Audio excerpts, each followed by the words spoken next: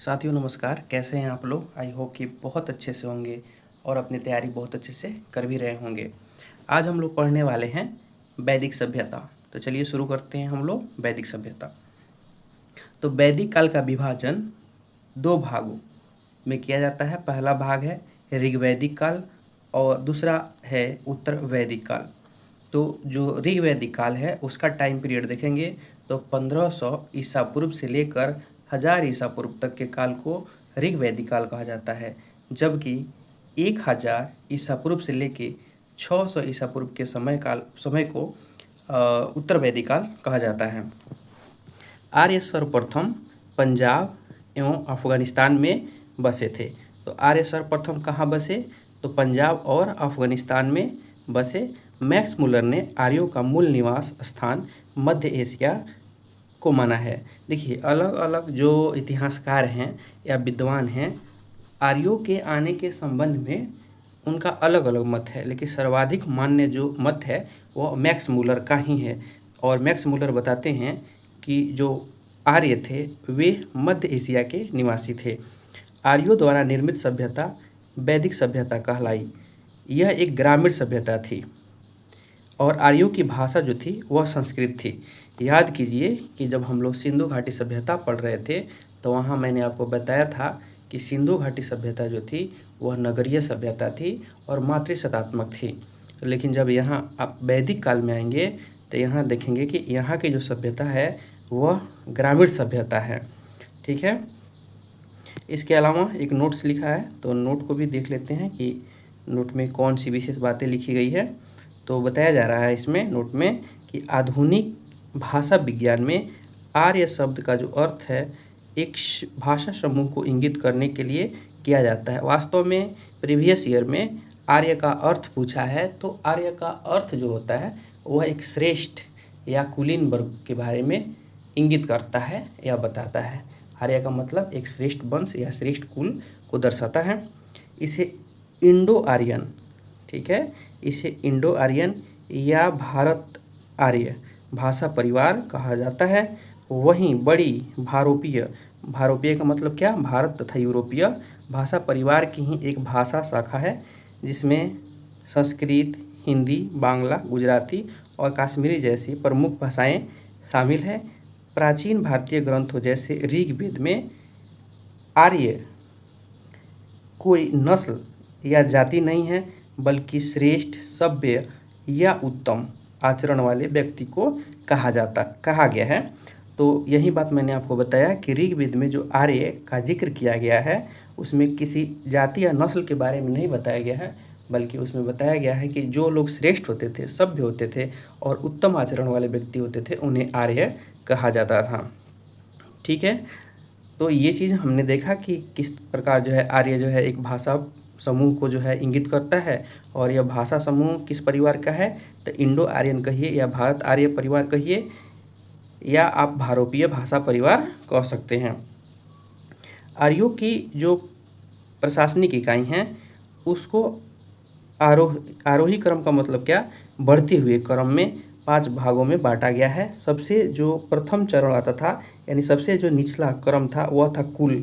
कुल के बाद आता है ग्राम, ग्राम के बाद आता है विष, विष के बाद आता है जन और आता है सबसे ऊपर राष्ट्र। तो पहला स्थान आता है कुल, यानी जो इकाई स्थान पे यानी सबसे निचले स्थान पे जो था वह कुल था। जस्ट उसके बाद ग्राम आता है, ग्राम के बाद विष आता है, विष के बाद जन आता है और जन के बाद राष्ट्र आता है।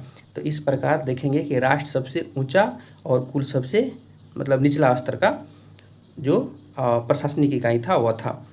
जो ग्राम था, ग्राम का मुखिया जो था वह ग्रामीणी था।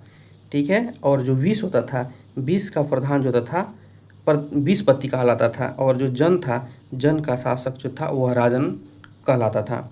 ठीक है। तो याद रखिएगा, हालांकि कुल नहीं दिया है तो कुल का जो मुखिया होता था या प्रधान होता था उसे कुलप या कुलपति भी कहा जाता था। जो ग्राम होता था उसे ग्रामीणी कहते थे उसके मुखिया को, और विष को विषपति कहते थे। और जन होता है तो जन के जो शासक हैं उसे राजन कहा गया है। ठीक है। इसके अलावा अगर देखें तो जो राज्याधिकारियों में पुरोहित और सेनानी प्रमुख थे। जो राज्य के मतलब जो अधिकारी हैं उनमें पुरोहित और जो सेनानी हैं वे प्रमुख होते थे। वशिष्ठ रूढ़िवादी, ठीक, तथा विश्वामित्र जो है उदार पुरोहित थे। ये दो मतलब आप वशिष्ठ और विश्वामित्र दो जो पुरोहित हैं उनके नाम आप मतलब हिंदू रिचुअल से हैं संबंधित और फॉलो करते हैं तो सुने होंगे गुरु वशिष्ठ और विश्वामित्र के बारे में। तो ये दोनों जो पुरोहित थे उनके बारे में, उनके नेचर के बारे में बताया जाता है कि वशिष्ठ जो थे वो रूढ़िवादी थे, जबकि विश्वामित्र जो थे वे काफ़ी उदारवाद मतलब विचारधारा के थे और वे काफ़ी ज़्यादा जो है मतलब नरम स्वभाव के व्यक्ति थे। सूत, रथकार और कमादी, कौन कौन? सूत, रथकार और कमादी नामक अधिकारी रत्नी कहे जाते थे। इनकी संख्या राजा सहित करीब 12 हुआ करती थी। ये हम लोग कब पढ़ रहे हैं? ये हम लोग उत्तर वैदिक काल में अभी नहीं गए हैं, अभी ऋग वैदिक काल में ही पढ़ रहे हैं और उस समय की जो प्रशासन व्यवस्था है उसके बारे में हम लोग समझ रहे हैं कि प्रशासन करने वाले कौन कौन प्रमुख अधिकारी थे। तो सूत, रथकार और कमादी इनको सम्मिलित रूप से रत्नी कहा गया था और इनकी संख्या कुल मिला दिया जाए अगर राजा सहित तो 12 होती थी। पूरब जो थे, पूरब दुर्गपति तथा सपस जो था वह जनता की गतिविधियों को देखने वाले गुप्तचर थे। तो पूरब और अस्पष्ट जो थे ये दो लोग गुप्तचर व्यवस्था को मतलब गुप्तचर, ये दोनों गुप्तचर थे और ये लोग जो मतलब जो पूरब थे वे पूरब जो दुर्ग होता था उसका जो है गुप्तचर व्यवस्था का संचालन करता था और जो अस्पष्ट था वह जनता के बीच में क्या चल रहा है उसका जो है गुप्त सूचना निकालता था। इसके अलावा बाजपति के बारे में करें तो बाजपति गोचर भूमि का अधिकारी होता था, ठीक है। इसके अलावा उग्र, उग्र कौन था?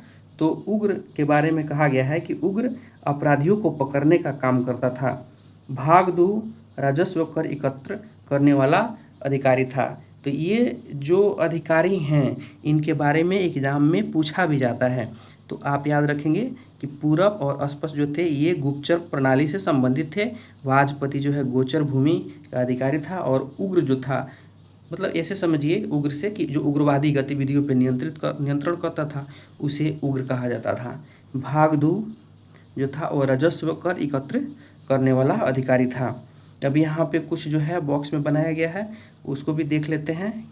इसमें आपको दिशा, उत्तर वैदिक शब्द और राजा के नाम।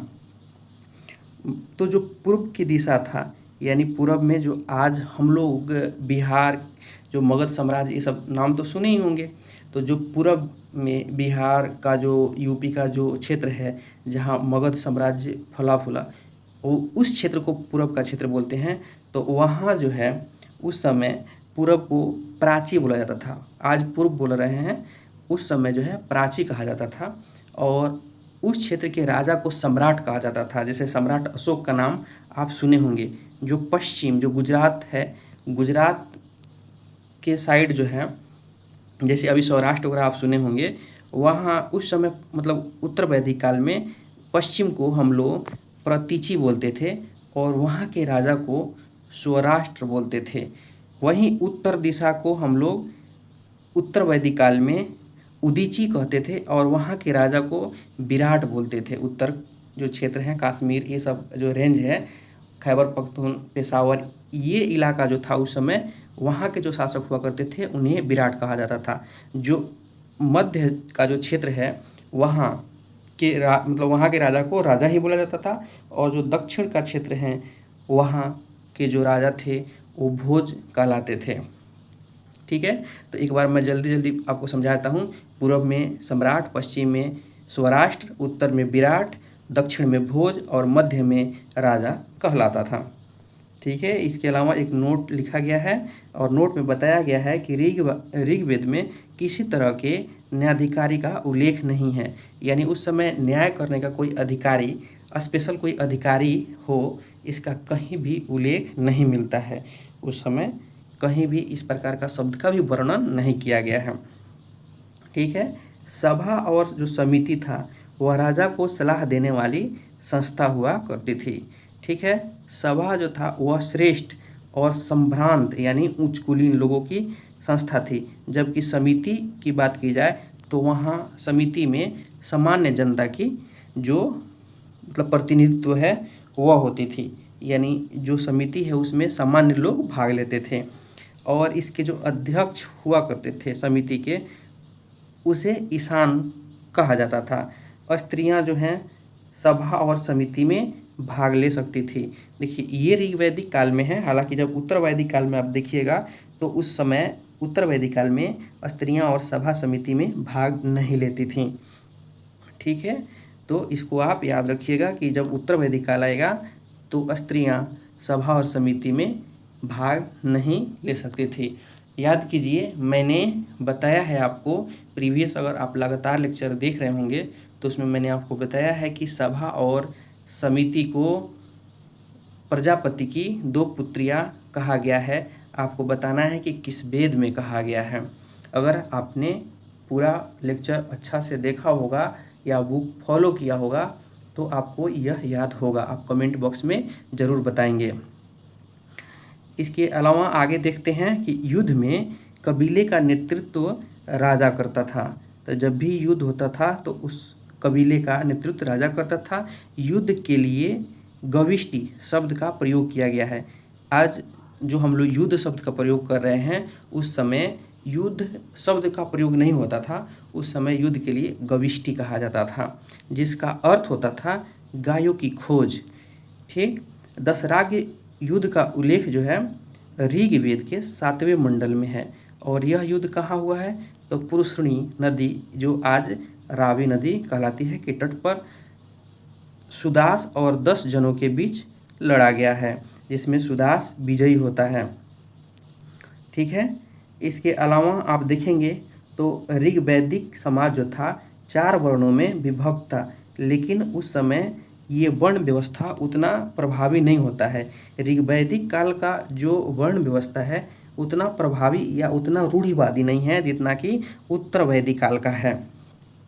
4 वर्ण पहले भी जिक्र हो चुका है कि कौन कौन थे, मैं फिर एक बार बता रहा हूँ। 4 वर्ण में प्रथम ब्राह्मण, दूसरा क्षत्रिय, तीसरा वैश्य और चौथा शूद्र था। यह विभाजन व्यवसाय पर आधारित था, यानी जो व्यवसाय करते थे उस व्यवसाय पे आधारित था। ऋग्वेद के 10वें मंडल के पुरुष सूक्त में चतुर्वर्णों का उल्लेख मिलता है। हमने वहाँ ऋग्वेद में भी जब ऋग्वेद पढ़ रहे थे वहाँ पे भी देखा था, मैंने आपको ये बात समझाया था कि ब्रह्मा के मुख से ब्राह्मण जो है, भुजाओं से क्षत्रिय, जांघों से वैश्य और पैरों से शूद्र की उत्पत्ति की एक मतलब जो है परिकल्पना की गई है ऋग्वेद में। ठीक है, तो आप उसे याद रखेंगे। यहाँ कुछ फैक्ट दिया गया है कि उपनिषदों की कुल संख्या कितनी है, तो उपनिषदों की कुल संख्या 108 है, महापुराणों की संख्या 18 है और वेदांगों की संख्या 6 है। ठीक है, तो इसे याद रखिएगा, उपनिषद 108, महापुराण 18, वेदांग की संख्या 6 है। और जो 4 वर्णों का जिक्र देखेंगे तो वे ऋग्वेद के 10वें मंडल के पुरुष सूक्त में देखने को मिलता है। और मैंने ये चीज़ें आपको बताई हैं कि ब्राह्मण का जो है, जो परम पुरुष ब्रह्मा हैं उनके मुख से, क्षत्रिय जो हैं उनके भुजाओं से और वैश्य से उनके जांघों से और शूद्र उनके पैरों से उत्पन्न हुए हैं। आर्यों का समाज पितृप्रधान था। ध्यान दीजिए कि मैंने आपको हड़प्पा कालीन सभ्यता या सिंधु सभ्यता में क्या बताया था कि उस समय का समाज जो था वह मातृसत्तात्मक था, लेकिन वैदिक काल में जब आप आएंगे तो देखेंगे कि अब समाज पितृसत्तात्मक हो गया। मातृसत्तात्मक और पितृसत्तात्मक मतलब एक कॉन्सेप्ट है, ज़्यादातर मुझे लगता है कि लोग समझ ही रहे होंगे, लेकिन जो नहीं समझ रहे हैं उनके हिंट के लिए मैं बता दूं कि मातृसत्तात्मक क्या कि मतलब माता जो है उसमें प्रधान होती थी, लीडरशिप टाइप का एक समझ लीजिए, छोटी सी मतलब कॉन्सेप्ट के लिए आपको बता देता हूँ। ऐसे तो ये व्यापक कॉन्सेप्ट है। पितृसत्तात्मक का मतलब समझिए कि लीडरशिप, यानी जो लीडर होंगे वे पिता होंगे। समाज की जो सबसे छोटी इकाई होती है वह क्या थी, तो परिवार या कुल, जिसका जिक्र कुछ देर पहले हमने किया था। और इसका सामान्यतः जो मुखिया होता है वह पिता ही होता है, जिसे कुलप कहा जाता था, जिसका जिक्र मैंने पीछे भी किया है। ठीक है, इसके अलावा अगर देखें हम लोग तो जो ऋग्वैदिक काल है, ऋग्वैदिक काल में लड़कियों का भी लड़कों की तरह उपनयन संस्कार, जनेऊ समझते हैं ना, जनेऊ होता है, आज भी हमारे समाज में जनेऊ होता है। तो उस समय लड़कियों का भी उपनयन संस्कार होता था और वे भी गुरुकुल जाकर वेदों की शिक्षा प्राप्त करती थीं। स्त्रियां इस काल में अपने पति के साथ यज्ञ कर्म में भाग लेती थीं। बाल विवाह और पर्दा प्रथा का प्रचलन नहीं था। जो ऋग्वैदिक काल था उसमें किसी प्रकार का बाल विवाह और पर्दा प्रथा का प्रचलन नहीं था। विधवा अपने मृतक पति के छोटे भाई जो देवर हैं उनसे विवाह कर सकती थी या संतान प्राप्ति के लिए नियोग प्रथा अपनाने की अनुमति थी। जिनका पति मर गया था वे अपने देवर के साथ विवाह कर सकती थीं या उनके साथ शारीरिक संबंध स्थापित करके पुत्र की प्राप्ति कर सकती थीं। ये उस समय के समाज में इतनी छूट थी या रियायत थी। ठीक है। इसके अलावा देखा जाए तो स्त्रियां शिक्षा ग्रहण करती थीं। उस समय स्त्री पढ़ी लिखी हुआ करती थी। स्त्रियां जो हैं शिक्षा ग्रहण करती थीं। ऋग्वेद में पूछा गया था, हालांकि ये बीपीएससी में एक बार कि निम्न में से कौन उत्तर वैदिक काल की जो है विदुषी नहीं है। तो इस तरह से मतलब प्रश्न बनता है यहाँ से, इसको थोड़ा मतलब हमें याद रखना पड़ेगा कि ऋग्वेद में लोपामुद्रा, घोषा, सिक्ता और अपाला, सच्ची और विश्ववारा जैसे विदुषी स्त्रियों का वर्णन मिलता है।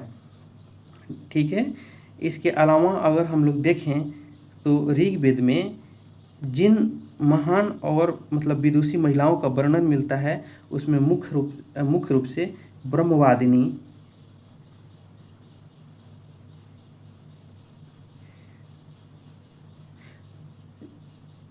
यह अधूरा थोड़ा लिखा हुआ है कि ऋग्वेद में महान और जो जिन मतलब विदुषी महिलाओं का वर्णन मिलता है उन्हें मुख्य रूप से मतलब ब्रह्मवादिनी कहा जाता है। ब्रह्मवादिनी वे महिलाएं होती हैं जो आजीवन ब्रह्मचर्य का पालन करती हैं और वेदों तथा दर्शन का अध्ययन करती हैं। वैसे महिलाओं को क्या कहा जाता है?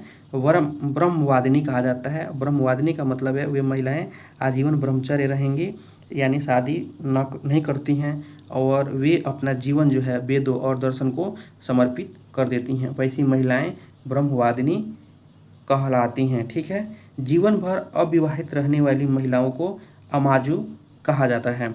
देखिए दो है, एक ब्रह्मवादिनी है और एक अमाजु है। देखिए जिन्होंने केवल विवाह नहीं किया उन्हें अमाजु कहा गया है। ब्रह्मवादिनी जब शब्द आया तो उसमें एक विदुषी महिला का भी कॉन्सेप्ट आया जो अपने जीवन को जो है मतलब वेदों और दर्शन की अध्ययन को समर्पित किया है। लेकिन आप यहाँ देखेंगे कि अविवाहित रहने वाली महिलाओं के लिए केवल अमाजु शब्द का जिक्र किया गया है। विवाह के समय मिलने वाले उपहार, सीधे सीधे मतलब समझ लीजिए दहेज को उस समय वहतु कहा जाता था। ठीक है। जीविकोपार्जन के लिए वेद वेदांग पढ़ने वाला अध्यापक जो था उपाध्याय कहलाता था। तो जो मतलब व्यक्ति अपना जीवन यापन करने के लिए वेद और वेदांग पढ़ता था उन्हें उपाध्याय कहा जाता था। ठीक है। आर्यों का जो मुख्य पेय पदार्थ है वह सोमरस था। यह वनस्पति से बनाया जाता था। आर्य मुख्यतः 3 प्रकार के वस्त्रों का उपयोग करते थे। पहला वास, दूसरा का अधिवास और तीसरा जो है उष्णीस, माफ़ कीजिएगा थोड़ा मतलब उच्चारण में अशुद्धि हुई। वास, अधिवास और उष्णीस, ये 3 प्रकार के जो है वह वस्त्र धारण करते थे। अंदर पहनने वाले कपड़े निवी कहलाता था। जो अंदर हम लोग आज अंडरगारमेंट पहनते हैं या इनर पहनते हैं उन्हें निवी कहा जाता था। तो 3 प्रकार के वस्त्र होते थे, वास, अधिवास और उष्णीस। ठीक। तो ये 3 प्रकार के कपड़े थे। इसके अलावा जो अंदर पहनने जाने वाले कपड़ा था उसे निवी कहा जाता था। और पीने के लिए जो वे लोग पेय पदार्थ या एक प्रकार का जो आज नशीला पदार्थ लोग पीते हैं, ड्रिंक करते हैं, उन्हें उस समय सोमरस कहा जाता था जो उस समय हिमालय से प्राप्त होता था। इसके अलावा अगर देखें तो जो आर्य लोग थे वो मनोरंजन के साधन करने के लिए संगीत, रथ दौड़ और घुड़दौड़ और द्युत क्रीड़ा जैसे मनोरंजक साधनों का उपयोग करते थे। आर्यों का जो मुख्य व्यवसाय था वह पशुपालन और कृषि था। जब आप देखिए ऋग्वैदिक काल में देखेंगे तो ऋग्वैदिक काल में जो आर्य लोग थे उनका प्रथम जो मतलब व्यवसाय था वह पशुपालन था। और गौड़ यानी द्वितीयक जो कार्य था वह कृषि था। लेकिन वही जब उत्तर वैदिक काल आता है तो उत्तर वैदिक काल में यह उल्टा हो जाता है। अब कृषि प्रमुख कार्य हो जाएगा और पशुपालन गौड़ कार्य हो जाएगा। ठीक है, कृषि का महत्व पशुपालन से कम था। मुख्य रूप से यौ यानी जौ की खेती की जाती थी। लकड़ी के हलों का उपयोग किया जाता था। ऋग्वैदिक काल में कृषि मुख्य रूप से वर्षा पर निर्भर करती थी। हालांकि सूखे जो कृषि थी मुख्य रूप से वर्षा पर निर्भर करती थी। हालांकि सूखे के समय दो प्रकार के सिंचाई व्यवस्थाओं का प्रचलन था। पहला तो था कि कुआं और जल चक्र का उपयोग किया जाए। ऋग्वेद में कुआं के लिए कूप, तो उस समय जो कुआं था उसे कूप, आज भी कूप कहा जाता है, अवत जैसे शब्दों का प्रयोग किया गया था। बैलों की मदद से कुओं से पानी खींचने के चमड़े की बाल्टी जिसे कोस कहते हैं और पत्थर के पहिए या चरखी जिसे आश्म चक्र कहा जाता है का उपयोग किया जाता है। ठीक है, तो जो कुआं या मतलब जल चक्र देखेंगे आप, उस समय अवेलेबल था, उपलब्ध था, और उसके माध्यम से भी जब सूखा की स्थिति होती थी तो लोग जो है अपना सिंचाई कार्य करते थे। इसके अलावा नहर को क्या बोला जाता था उस समय, तो नहर को कुल्या कहा जाता था। तो कुल्या उस समय यानी नहर उस समय भी था। ऋग्वेद में कुल्या नामक शब्द का उल्लेख मिलता है। ये खेतों के लिए बनाई गई कृत्रिम नहरें थीं, यानी लोग खेत के सिंचाई के लिए कृत्रिम यानी खुद से नहर बनाए थे जिनसे नदियों का पानी खेत तक लाया जाता था। यानी नदियों से कनेक्ट करके वे लोग पानी को अपने खेतों तक लाते थे। गाय को अधन्या यानी न मारे जाने योग्य पशु की श्रेणी में रखा गया था। गाय की हत्या करने या घायल करने वालों के लिए जो है वेदों में मृत्युदंड अथवा देश से निकालने की व्यवस्था की गई है। वेद में गाय को अधन्या शब्द से नवाजा गया है और इसे मारने और या घायल करने वाले लोगों के लिए मृत्युदंड या देश से निकालने की व्यवस्था की गई है, या ऐसा दंड फरमाया गया है। ठीक है, इसके अलावा अगर देखें तो वैदिक काल में संपत्ति की गणना गायों की संख्या से होती थी। यानी जिसके पास जितना गाय होता था वह उतना ही धनी व्यक्ति होता था। धनी व्यक्ति को गोमत कहा जाता था। युद्ध भी प्रायः गायों के लिए ही होता था और इस प्रकार के युद्ध के लिए गविष्टि शब्द का प्रयोग होता था। मैंने आपको पहले ही बताया है। आर्य जो थे उनका जो प्रिय पशु था वह घोड़ा था और सर्वाधिक जो प्रिय देवता थे वे इंद्र थे। ठीक है, आर्यों के द्वारा खोजी गई धातु लोहा थी और इसकी खोज कब की गई है, तो इसकी खोज 1000 ईसा पूर्व में की गई है और यह प्रश्न पूछा भी गया है। तो 1000 ईसा पूर्व में लोहा की खोज की जाती है। इसके अलावा यदि देखें तो जो लोहा की खोज तो आर्य करते ही हैं और उस समय इसको श्याम अयस्क कहा जाता है। तांबे को लोहित अयस्क कहा जाता है। तो आप याद रखेंगे कि उल्टा है। इसको परिधम पकड़ने के लिए सोचिए कि लोहित से लोहा नहीं समझना है। तांबे को लोहित अयस्क कहा गया है और लोहा को श्याम अयस्क कहा गया है। अब एक नोट है, नोट में हम लोग देखते हैं कि भारतीयों को लोहे का ज्ञान ईसा पूर्व 8वीं सदी में प्राप्त होता है। ठीक है, व्यापार हेतु दूर दूर तक जाने वाले व्यक्ति को पड़ी कहा जाता है। हालांकि ये प्रीवियस ईयर में पूछा भी गया है। तो पड़ी मतलब उस समय उसमें ऑप्शन में बताया गया है कि पड़ी जो था वह पशुओं का चोर हुआ करता था, तो वह ऑप्शन सही माना गया है। तो एक बार आप भी मतलब इस बात को ध्यान में रखेंगे कि कभी आपके एग्जाम में वैसे आए तो मतलब ऐसे व्यापारी को पड़ी कहा जाता था। ठीक है, तो इसको आप कंसीडर करते रहेंगे, दिमाग में बार बार लाते रहेंगे। इसके अलावा लेन देन के लिए वस्तु विनिमय की प्रणाली प्रचलित थी। यानी मान लीजिए कि मेरे पास चावल है, आपके पास गेहूं है, अगर आपको ज़रूरत है तो मतलब एक्सचेंज कर लीजिए एक दूसरे से। ऋण देकर ब्याज लेने वाले व्यक्ति को मतलब वेकनाट यानी सूदखोर कहा जाता था। तो सूदखोर आपको नहीं लिखा मिलेगा। अगर वेकनाट पूछेगा तो याद कीजिएगा इस लाइन को कि ऋण देकर जो ब्याज लेने वाला व्यक्ति था, यानी जो ब्याज पे पैसा लेता है, आज के भी डेट में लोग ब्याज पे पैसा लेते हैं, उन्हें बेकनाट कहा जाता था। मनुष्य और देवताओं के बीच मध्यस्थता की भूमिका निभाने वाला देवता जो था वह अग्नि होता है। आज भी आप देखेंगे अगर मतलब कोई पूजा वूजा होता है, चाहे मतलब जो आप किसी मतलब सीरियल वगैरह या कोई भी मतलब पुराना धारावाहिक या टीवी सीरियल शो देखते हैं, तो उसमें यज्ञ होता है और यज्ञ में अग्निदेव कलश लेके आते हैं और मतलब मनोकामना पूर्ण करके चले जाते हैं। तो एक उस समय के लोगों का जो है ऐसे मान्यता थी कि देवता और जो आम जनमानस हैं उनके बीच का जो मतलब मध्यस्थता करने वाले देवता हैं अग्नि हैं। यही कारण है कि आपने वहाँ देखा था मतलब ऋचाओं के बारे में, जब हम लोग वेद के बारे में अध्ययन कर रहे थे, तो जो 250 ऋचा था वह इंद्र को समर्पित था और दूसरे स्थान पे अग्नि आए थे 200 ऋचाओं के साथ। ठीक है, तो इसे आप याद कर लीजिएगा।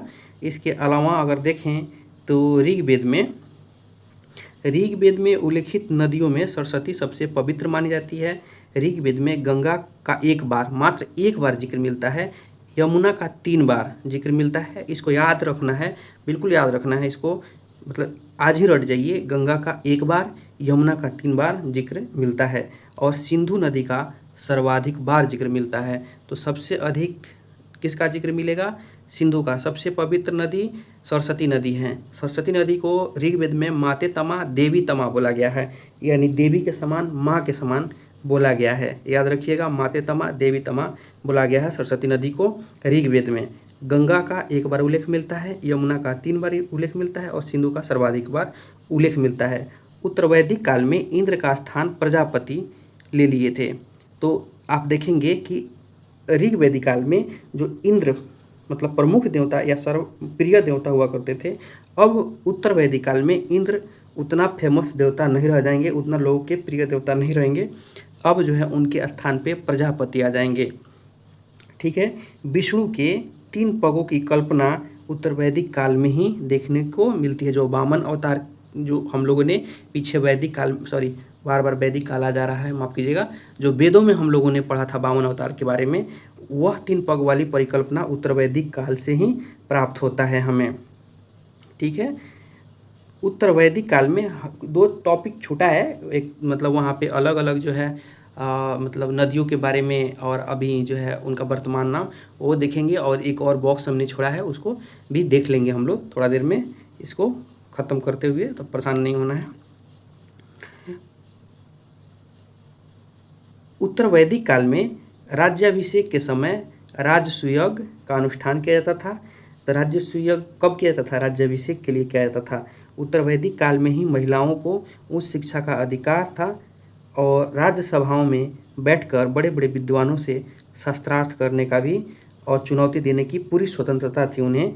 गार्गी ने राजा जनक के सभा में याज्ञवल्क्य से शास्त्रार्थ की, जिसका वर्णन बृहदारण्यक उपनिषद में मिलता है। तो एक विदुषी थी गार्गी, और वह राजा जनक के सभा में जाती हैं और जो याज्ञवल्क्य जो हैं उस समय उस सभा में विद्वान थे, उनसे मतलब समझिए कि मतलब डिबेट होता है, और इस बात का उल्लेख जो है बृहदारण्यक उपनिषद में मिलता है। उत्तर वैदिक काल में ऋषिकाओं की तरह ही उत्तर वैदिक काल में गार्गी को भी एक मतलब ब्रह्मवादिनी के रूप में सर्वोच्च स्थान प्राप्त है। मैंने ब्रह्मवादिनी के बारे में कई बार बताया है आपको वहाँ पे भी, कि ऐसी महिलाएं जो आजीवन मतलब ब्रह्मचर्य रहती थीं और दर्शन तथा वेदों के ऊपर अपना जीवन व्यतीत करती थीं। उत्तर वैदिक काल में वर्ण व्यवस्था व्यवसाय के जगह पे अब जन्म के आधार पर स्थापित हो गया था। आज भी हमारे यहाँ जो मतलब वर्ण व्यवस्था है वह भी जात के आधार पे है, यानी मतलब समझ जाइए कि जो जिस जात में जन्म लेगा उसी जात का हो जाएगा। उस समय जो आप देखिएगा तो ऋग्वैदिक काल था, तो ऋग्वैदिक काल में ऐसा नहीं था। जो व्यक्ति जिस व्यवसाय को मतलब अपनाता था वही उसका वर्ण हो जाता था, लेकिन बाद में यह उत्तर वैदिक काल में चल के कठोर हो जाता है और वर्ण व्यवस्था अब बदल जाता है।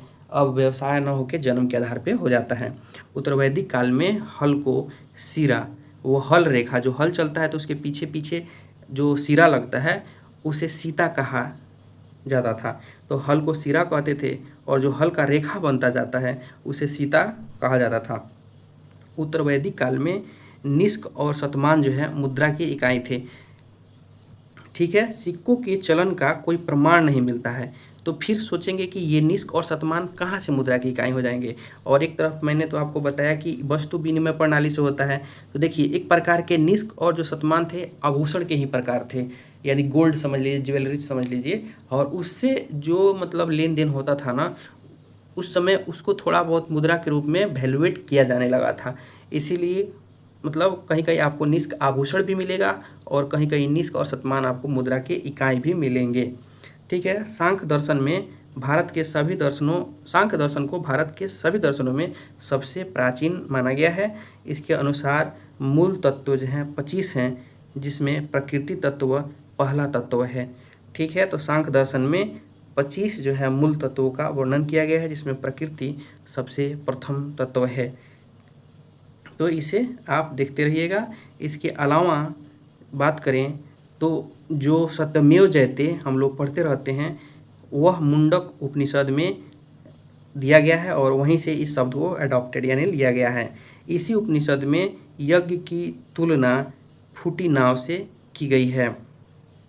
ठीक है, इसके अलावा ईसा पूर्व दूसरी सदी में राजाओं के उपयुक्त यज्ञ विधि बनाने के लिए आपस्तंभ व्यवहारिक ज्यामिति की रचना की गई थी, कि मतलब यज्ञ की जो विधि बनती है उसकी एक मतलब जो व्यवहारिक रचना थी, ज्यामिति थी, आपस्तंभ, उसकी रचना की गई थी।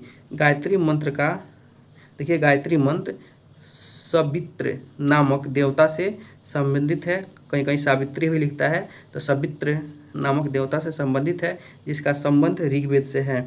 ठीक है, तीसरे मंडल में मैंने आपको वहाँ ऋग्वेद जब पढ़ा रहा था तो बताया था कि ऋग्वेद में तीसरा मंडल में गायत्री मंत्र का जिक्र है। लोगों को आर्य बनाने के लिए विश्वामित्र ने गायत्री मंत्र की रचना की थी। तो इसकी रचना किसने की थी? तो विश्वामित्र ने की थी। वहाँ पे भी मैंने आपको बताया था और फिर बता रहा हूँ कि विश्वामित्र ने गायत्री मंत्र की रचना की थी। अब जो है ऋग्वैदिक काल के कुछ देवता हैं और उनका संबंध है बताया गया है, और ये एग्जाम में बार बार पूछे जाते हैं। तो इधर से आप याद करना शुरू करिएगा कि जो युद्ध का नेता या युद्ध के देवता या वर्षा का देवता था वह इंद्र था। ठीक, देवताओं और मनुष्यों के बीच मध्यस्थता करने वाले जो देवता थे, जो देवता मनुष्यों और देवताओं के बीच मध्यस्थता कराते थे, उन्हें अग्नि देवता कहते थे। पृथ्वी और सूर्य के निर्माता और समुद्र का देवता और विश्व का नियामक व शासक और सत्य का प्रतीक और ऋतु परिवर्तन या दिन रात करता जो थे वे वरुण थे। इसके मतलब आप दो ये याद रखिएगा, इंद्र और अग्नि याद रखिएगा। बाकी आपको याद रहे या नहीं रहे, ये दो आपको याद रखना है। वरुण मतलब एक नज़र देखते रहेंगे बार बार तो याद रहेगा ये, मतलब वो हमेशा आज से याद रखिएगा उसको कि युद्ध और वर्षा का देवता इंद्र, मध्यस्थता कराने वाला देवता अग्नि, बाकी जो है पृथ्वी सूर्य का निर्माता, जितना निर्माता आएगा वो सब समझिए वरुण का ही काम होगा। ध्वज थे वह आकाश के देवता थे और ये सबसे प्राचीन देवता हैं, इन्हें सबसे प्राचीन देवता माना गया है। सोम जो थे वनस्पति के देवता थे। सोमरस याद है, इन्हीं के नाम से बना है सोमरस। वनस्पतियों से निकलने वाला रस था जो एक प्रकार का मादक पदार्थ था, सोमरस। तो सोम जो थे वे वनस्पति के देवता थे। उषा प्रगति और उत्थान के देवता। इसके अलावा अश्विनी जो थे विपत्तियों को हरने वाले देवता। पूषण पशुओं की रक्षा करने वाले। देखिए, जो पूषण पशुओं की रक्षा करने वाले देवता उत्तर वैदिक काल में हैं, ऋग्वैदिक काल में होंगे, वहीं उत्तर वैदिक काल में जब जाइएगा तो यही पूषण जो है शूद्रों के देवता हो जाते हैं। एक बार फिर मैं रिपीट कर रहा हूँ, ध्यान से सुनिए। पूषण पशुओं के देवता हैं। कब पशुओं के देवता हैं? ऋग्वैदिक काल में पूषण पशुओं के देवता हैं, लेकिन उत्तर वैदिक काल में पूषण शूद्रों के देवता हो जाएंगे। ठीक है, इसके अलावा विष्णु के बारे में बात किया जाए तो विष्णु जो है विश्व के संरक्षण और पालन करता हैं। ठीक, इसके अलावा एक मारुत हैं मारुत आंधी तूफान के देवता हैं। तो आज से भी रिलेटेड करके बहुत चीज़ों को आप याद कर सकते हैं। इसके अलावा अगर देखा जाए तो श्राद्ध कर्म के बारे में बताया गया है कि श्राद्ध कर्म का पहले पहल दत्तात्रेय ऋषि के बेटे जो हैं नीमि ने शुरुआत की थी। सबसे पहले श्राद्ध कर्म किसने किया था? तो सबसे पहले श्राद्ध कर्म का पहल दत्तात्रेय ऋषि के बेटे नीमि के द्वारा शुरू की गई थी। इसके अलावा उत्तर वैदिक काल में कौशाम्बी नगर में प्रथम बार पक्की ईंटों का प्रयोग किया गया था। उत्तर वैदिक काल में कौशाम्बी नगर में पहली बार पक्की ईंटों का प्रयोग किया गया था। इसके अलावा दो महाकाव्य हैं, महाभारत और रामायण। महाभारत का पुराना नाम जय संहिता है और सहस्त्र संहिता भी इसका नाम मिलता है कई जगह, और विश्व का सबसे बड़ा यह महाकाव्य है।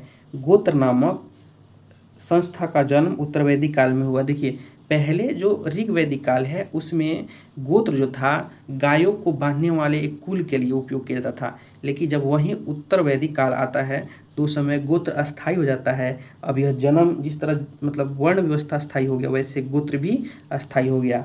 अलग अलग दर्शन और विचार देखने से पहले हम लोग थोड़ा पीछे कुछ छोड़े हैं, उसको कंप्लीट कर लेते हैं, फिर आगे बढ़ेंगे।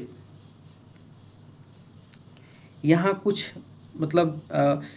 दर्शन है और दर्शन के प्रमुख प्रवर्तक हैं जिनसे बराबर प्रश्न पूछे जाते रहे हैं, तो उसको एक बार हम लोग देख लेते हैं।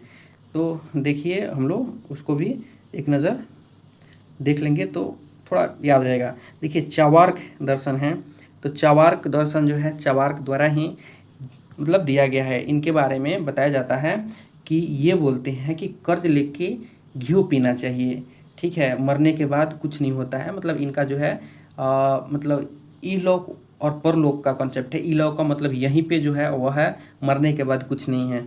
तो इनका मानना है कि कर्ज लेके घी पियो और मर जाओ, ठीक है। तो चवार्क दर्शन है। योग दर्शन पतंजलि महोदय ने दिया है। योग दर्शन। सांख्य दर्शन जो है कपिल मुनि के द्वारा दिया गया है। न्याय दर्शन गौतम ऋषि के द्वारा दिया गया है। पूर्व मीमांसा जो है जैमिनी के द्वारा, और उत्तर मीमांसा बद्रायण के द्वारा दिया गया है, और वैशेषिक जो है कनाद ऋषि के द्वारा दिया गया है। यही वैशेषिक दर्शन में परमाणु जो बम का सिद्धांत है वहीं, या परमाणु का डिफिनीशन जो है वह भी इसमें वैशेषिक दर्शन में मिलता है, ठीक है। तो इसको भी आप ध्यान में रखिएगा।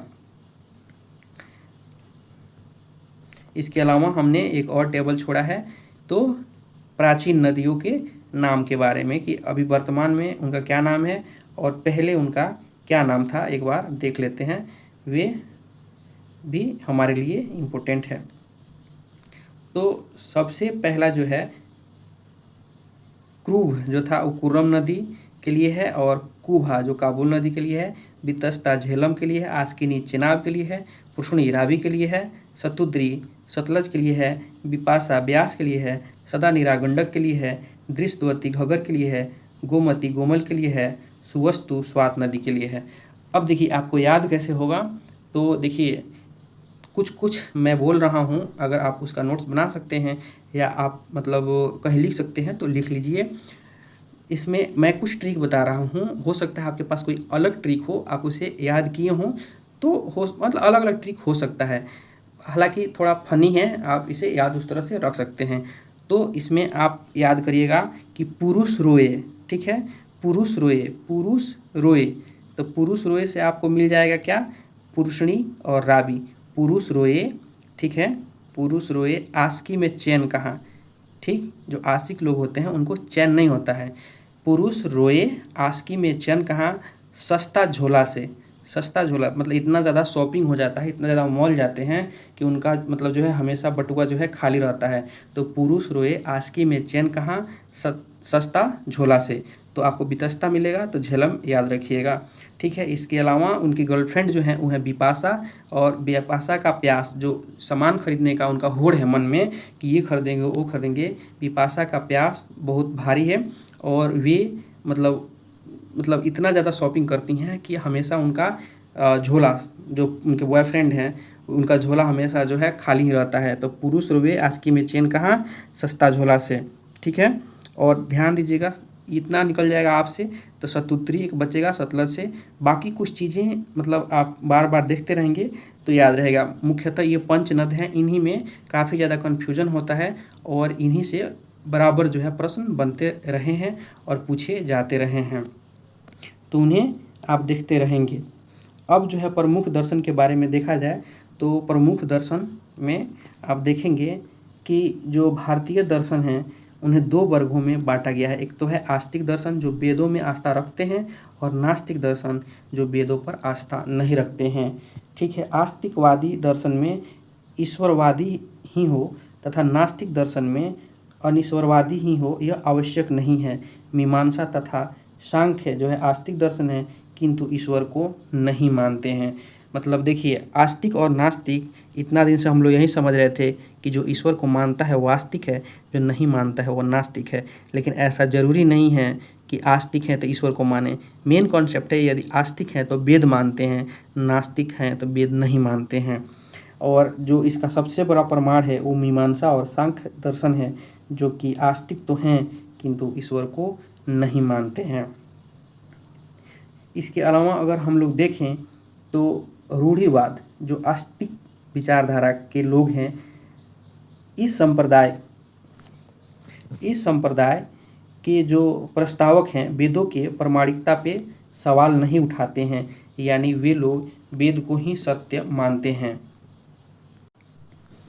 तो जो आस्तिक है इसका मतलब ही है कि उन्हें वेद में आस्था है, तो क्यों मतलब प्रश्न उठाएंगे। इनके अनुसार वेद जो है मोक्ष जो है उसका रहस्य छिपाए बैठा है, और यही सर्वोच्च जो है प्रकाशित धर्म ग्रंथ है जिनका अनुपालन करके हम लोग मोक्ष की प्राप्ति कर सकते हैं। 6 उप संप्रदायों सांख्य, योग, न्याय, वैशेषिक, मीमांसा और वेदांत जो है षड दर्शन कहा जाता है। देखिए वहाँ पे जो हम लोगों ने अभी जस्ट पढ़ा है, इसीलिए मैंने उसे बाद में पढ़ाया आपको। सांख्य मैंने पढ़ाया था आपको, याद करिए। योग दर्शन, न्याय दर्शन पढ़ाया था, वैशेषिक, पूर्व मीमांसा और उत्तर मीमांसा पढ़ाया था। और यहाँ पे वैसा नहीं लिखा गया है, यहाँ पे कुछ दूसरा लिखा गया है, मीमांसा और वेदांत। तो मैं आपको समझा दूं कि पूर्व मीमांसा को केवल मीमांसा भी कहा जाता है और उत्तर मीमांसा को वेदांत भी कहा जाता है। उत्तर मीमांसा को वेदांत भी कहा जाता है। मैं जो बोल रहा हूँ उसको ध्यान से सुनिए। पूर्व मीमांसा को मीमांसा और उत्तर मीमांसा को वेदांत भी कहा जाता है। ये 6 जो हैं दर्शन हैं, इन्हें आप ध्यान में रखिएगा। ठीक है, सांख्य विचारधारा के बारे में बताया गया है कि जो सांख्य विचारधारा है वह जो है मतलब सबसे प्राचीन विचारधारा है दर्शन शास्त्र के। सांख्य का शाब्दिक अर्थ होता है गिनना। तो सांख्य मतलब संख्या से बना हुआ है। सांख्य का शाब्दिक अर्थ होता है गिनना। इस विचारधारा के अनुसार बाह्य प्रभाव या कारक नहीं बल्कि आत्मज्ञान से ही मोक्ष की ओर जाया जा सकता है। यानी जो सांख्य दर्शन है वो बोलता है कि बाहर से कुछ ऐसा नहीं आपको मिलेगा जो कि आपको मोक्ष की तरफ लेके जाएगा। आप अंदर से अगर मोक्ष के लिए कुछ नहीं कर रहे हैं तो आपको मोक्ष की प्राप्ति नहीं होगी। यह विचारधारा जो है द्वैतवाद में विश्वास रखती है, अर्थात आत्मा तथा पदार्थ दो जो है पृथक सत्ताएं हैं। ये मानता है कि जो मतलब शरीर है वे आत्मा और दो अलग अलग मतलब पृथक जो है सत्ताओं से मिलकर बना हुआ है। इसके अलावा यह अवधारणा जो है सभी ज्ञान का आधार है। इस ज्ञान को 3 मुख्य अवधारणाओं में जो है प्राप्त किया जा सकता है। मतलब मोक्ष प्राप्त करने के लिए आपको 3 जो है प्रकार का ज्ञान लेना पड़ेगा। एक तो प्रत्यक्ष ज्ञान आप लेते हैं, इसमें जो है अनुभूति कहते हैं। अनुमान जो है वह एक प्रकार का निष्कर्ष होता है, और शब्द है इसका मतलब होता है श्रवण। तो जो मतलब ये ज्ञान है सांख्य ज्ञान, मतलब इनकी जो अवधारणा है, इनकी 3 अवधारणा है। एक तो है प्रत्यक्ष, अनुमान और शब्द। ये 3 अवधारणाएं हैं। प्रत्यक्ष है अनुभूति, अनुमान का मतलब होता है निष्कर्ष निकालना। अनुमान स्वाभाविक रूप से हम मतलब अपने पूर्व में जो अनुभव रहता है उसी से कोई निष्कर्ष निकाल रहे होते हैं, उसी पे ये भी दिया गया। और शब्द का मतलब होता है श्रवण। यह विचारधारा अन्वेषण की अपनी वैज्ञानिक प्रणाली के लिए एक प्रसिद्ध रही थी।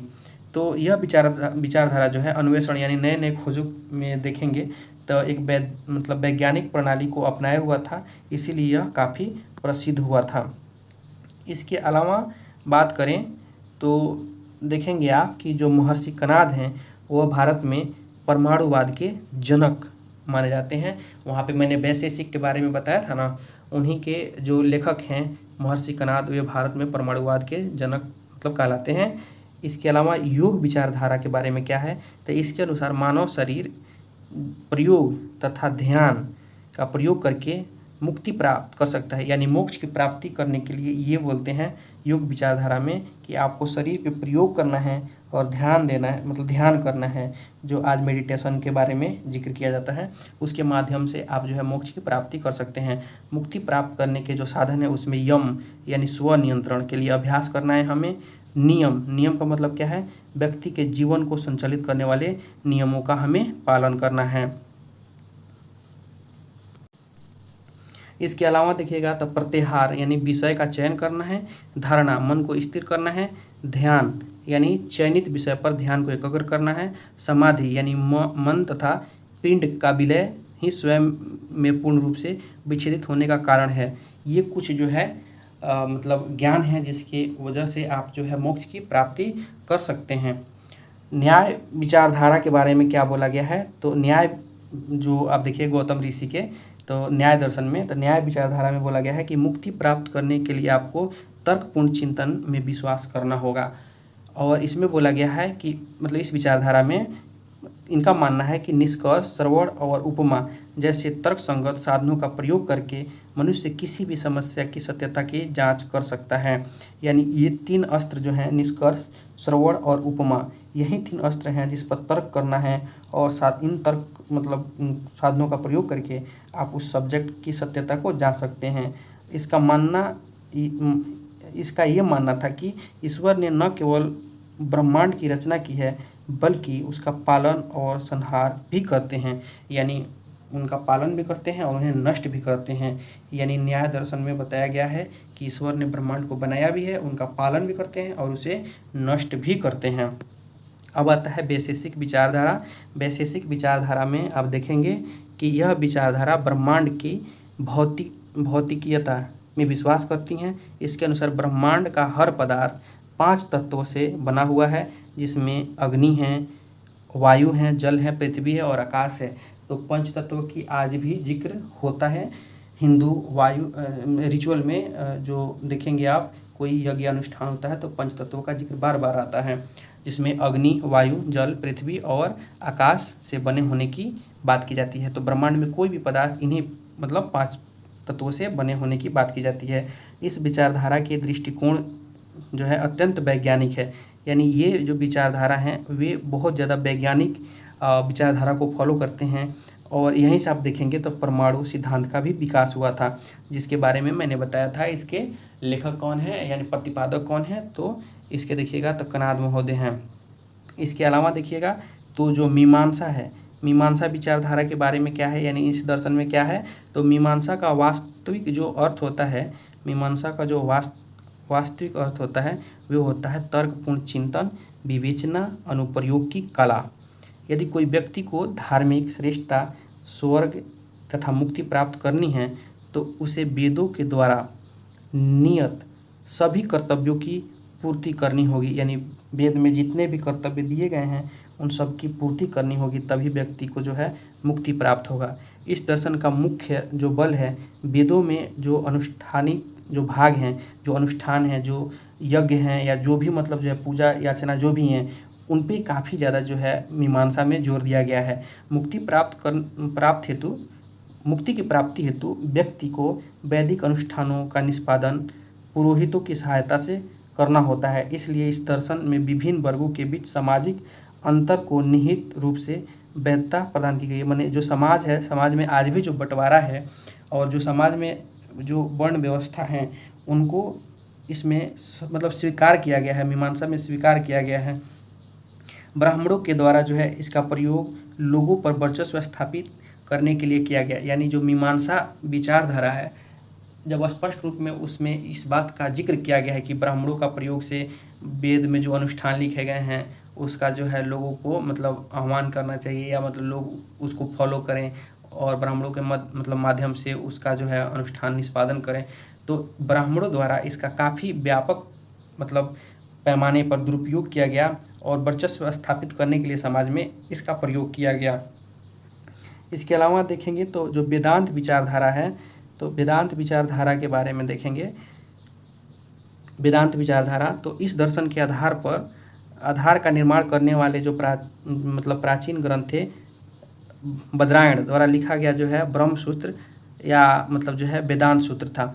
तो जो वेदांत विचारधारा लिखा गया था, तो बदरायण महोदय द्वारा जो ब्रह्म सूत्र लिखा गया है या वेदांत सूत्र, उसी के आधार पर जो है वेदांत विचारधारा लिखा गया है। इस दर्शन में ब्रह्म ही इस जीवन का वास्तविकता है, शेष सभी बातें मिथ्या हैं। यानी यह ब्रह्म को मतलब जो है फॉलो करने वाले विचारधारा है।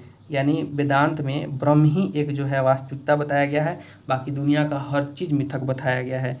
इसके अनुसार जो है स्व का ज्ञान हो जाने से स्वतः ही ब्रह्म की अनुभूति कर मुक्ति प्राप्त हो जाता है। यानी खुद का अगर ज्ञान हो जाए, खुद का मतलब अपना जो है ज्ञान हो जाए, तो आप जो है मुक्ति प्राप्त कर सकते हैं।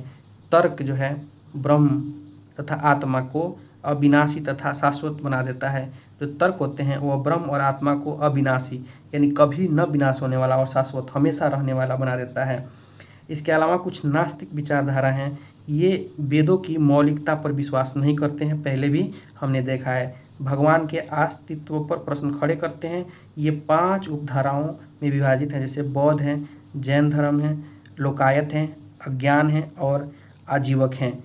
ये जो सेक्ट्स हैं, बौद्ध, जैन, लोकायत, अज्ञान और आजीवक, ये लोग वेदों को मानते नहीं हैं और जो भगवान हैं इनके अस्तित्व पर हमेशा प्रश्न खड़ा करते रहते हैं। लोकायत दर्शन के बारे में मैंने आपको पहले भी बताया है, फिर देखते हैं लोकायत दर्शन या चवार्क विचारधारा पे देखते हैं। चवार्क दर्शन भी मैंने बताया है। बृहस्पति ने इस विचारधारा की नींव रखी थी, जिसकी चर्चा देखेंगे वेदों और बृहदारण्य उपनिषद में भी मिलती हैं। इसके अनुसार ब्रह्मांड केवल 4 तत्व अग्नि, पृथ्वी, जल और वायु से बना है। आकाश इसमें नहीं दिया गया है, ध्यान रखिएगा। इस विचारधारा के समर्थक आकाश की गणना 5 आधारभूत तत्वों में नहीं करते हैं, क्योंकि यह मनुष्य की अनुभूति से परे है। आकाश क्या है मनुष्य देखा ही नहीं है आज तक। अग्नि, पृथ्वी, जल और वायु मनुष्य देखा है, आकाश नहीं देखा है, मनुष्य की अनुभूति से परे है। इस विचारधारा के अनुसार विश्व के परे कोई अन्य जगत है ही नहीं, इसलिए मृत्यु मानव का अंत है तथा सुख भोग ही मानव जीवन का परम लक्ष्य होना चाहिए। इसलिए खाओ पियो मस्त रहो की सिद्धांत का प्रतिपादन किया है। वहीं तो मैं आपको कुछ देर पहले बताया कि इसमें बोला गया है कि कर्ज लेके घी पियो, वैसे वाली कॉन्सेप्ट है कि ऐसा माना जाता है कि मरने के बाद दूसरा कोई लोक नहीं है, आप जो यहाँ पे हैं यही सब कुछ है। और इसका जो है प्रतिपादक कौन है, तो याद रखिएगा जो है बृहस्पति हैं इस विचारधारा के प्रतिपादक। अब अज्ञान क्या है, तो अज्ञान के बारे में बताता है कि कट्टरपंथी संशयवाद में विश्वास करते हैं। इसके अनुसार जो है ज्ञान प्राप्त करना संभव है, यदि यह संभव भी होता है तो मोक्ष प्राप्ति के लिए यह व्यर्थ है। इसका विश्वास था कि मतलब अनभिज्ञता सर्वोत्तम है। मतलब जो अज्ञान वाले कॉन्सेप्ट हैं ये काफ़ी कट्टरपंथी हैं। इनका मानना है कि देखो ज्ञान तो मोक्ष के लिए होता ही नहीं है, अगर ज्ञान है भी तो चलो ठीक है, लेकिन मोक्ष के लिए नहीं होता है। मतलब ऐसे आप नहीं जानते हो, यही सबसे बेस्ट उपाय है। इसके अलावा जो आजीवक सेक्ट्स हैं उनके बारे में देखते हैं कि उनका क्या मतलब यहाँ पे कॉन्सेप्ट है। तो आजीवक के बारे में बताया गया है कि इसकी स्थापना आजीवक संप्रदाय की मुखलीपुत्र गोसाल द्वारा ईसा पूर्व 6वीं शताब्दी में की गई थी। ये बौद्ध और जैन धर्म के विपरीत कर्म के सिद्धांत में विश्वास नहीं करते हैं, ये कर्म को भ्रामक मानते हैं। ठीक है, इसने बौद्ध और जैन धर्म के समान वेदों की सत्ता को नकारा। ये आजीवक संप्रदाय मतलब जो है वेदों को नकारता है, लेकिन जहाँ बौद्ध धर्म और जैन धर्म कर्म को प्रथम मतलब स्थान देते हैं, वहीं आजीवक दर्शन जो है वह जो है कर्म के सिद्धांत को नहीं मानता है। उत्तर प्रदेशों में श्रावस्ती आजीवकों का उत्तर प्रदेश में जो श्रावस्ती है वह आजीवकों का सबसे बड़ा प्रमुख केंद्र था। आजीवक संप्रदाय के मानने वाले जो है निराकार आत्मा की अवधारणा के विपरीत भौतिक आत्मा के रूप में विश्वास करते थे। मतलब ये लोग निराकार कुछ नहीं, मतलब ऐसा कुछ हो वो नहीं मानते थे। वे भौतिक मतलब हमारे जैसा कोई शरीर और या मतलब जो आज की मूर्ति देखते हैं उस तरह की मतलब भौतिक रूप में ईश्वर में विश्वास करते थे, आत्मा में विश्वास करते थे। यह संप्रदाय भाग्यवाद या नियतिवाद में विश्वास करता था। मतलब इनका मानना था कि भाग्य में होगा तो चल के आएगा, नहीं होगा तो चल जाएगा। इसके अनुसार संसार की हर चीज़ भाग्य या नियति द्वारा पूर्व ही निर्धारित होती है, मनुष्य उसमें कोई परिवर्तन नहीं कर सकता है। जैसे हम लोग बोलते हैं कि कर्म करते रहो मतलब फल मिलेगा, इनका मानना है कि नहीं भाई, कर्म वर्म का कोई कॉन्सेप्ट नहीं है, सब कुछ पहले से लिखा हुआ है, वैसा ही चलता जाएगा, वही मिलता जाएगा। इसके अनुसार मनुष्य के स्वतंत्र इच्छा या कर्म कोई महत्व नहीं मतलब नहीं रखता है। बिंदुसार इसी धर्म का अनुयायी था। ये थोड़ा सा मौर्य मतलब हम लोग पढ़ेंगे तो देखेंगे कि किस प्रकार जो है मतलब जो चंद्रगुप्त मौर्य थे वो वे जैन धर्म को मानते हैं, उनका पुत्र जो है बिंदुसार वे जो है आजीविक संप्रदाय को मानते हैं, और उनका पुत्र जो है अशोक वे जो हैं बौद्ध धर्म को मानते हैं। अशोक के 7वें स्तंभ लेख में राजा देश में आजीवक का उल्लेख मिलता है। और जब आप देखेंगे कि बराबर की पहाड़ी में और नागार्जुन पहाड़ी में जो मतलब केव्स बनाए गए हैं वह भी आजीवकों के निवास के लिए ही बनाए गए हैं। इसके अलावा आप देखेंगे कुछ नोट लिखा है यहाँ पे, तो देख लेते हैं कि वेदांत दर्शन में उपनिषद, ठीक है, भगवत गीता और जो ब्रह्म सूत्रों का ज्ञान प्रमुख स्रोत माना जाता है। इन तीनों ग्रंथों से सामूहिक रूप से इन तीनों ग्रंथों को सामूहिक रूप से प्रस्थान त्रयी कहा गया है। तो देखिए त्रयी में मैंने वहाँ वेद के समय जिक्र किया था कि त्रयी किन्हें किन्हें बोला गया था, तो ऋग्वेद, सामवेद और यजुर्वेद को त्रयी बोला गया था। यहाँ पे प्रस्थान त्रयी का बात किया गया है। तो प्रस्थान त्रयी में कौन है? उपनिषद, भगवत गीता और ब्रह्म सूत्र, इन तीनों को मिलाकर प्रस्थान त्रयी कहा जाता है। तो देखिए त्रयी बार बार पूछा गया है, हो सकता है कि कभी प्रस्थान त्रयी पूछ दे और वहाँ पे वहीं तीनों वेदों का नाम मिले और कन्फ्यूजन से हम लोग उसी को सही मान के और एग्जाम में गलत कर दें, तो ऐसा कॉन्सेप्ट नहीं होना चाहिए। अब आगे हम लोग जो नेक्स्ट लेक्चर पढ़ेंगे वे हम महाजनपदों का उदय पढ़ेंगे। और ऑलरेडी काफ़ी लंबा चैप्टर मतलब चला ये और काफ़ी लंबा मतलब लेक्चर भी हो गया है, तो मैं यहीं पे इसको ख़त्म करता हूँ। और अंत तक आप मेरे साथ बने रहे इसके लिए मैं आपको एक बार धन्यवाद कहना चाहूँगा। ठीक है, हम लोग मिलते हैं अब नेक्स्ट लेक्चर में, तब तक आप हमसे जुड़े रहिए।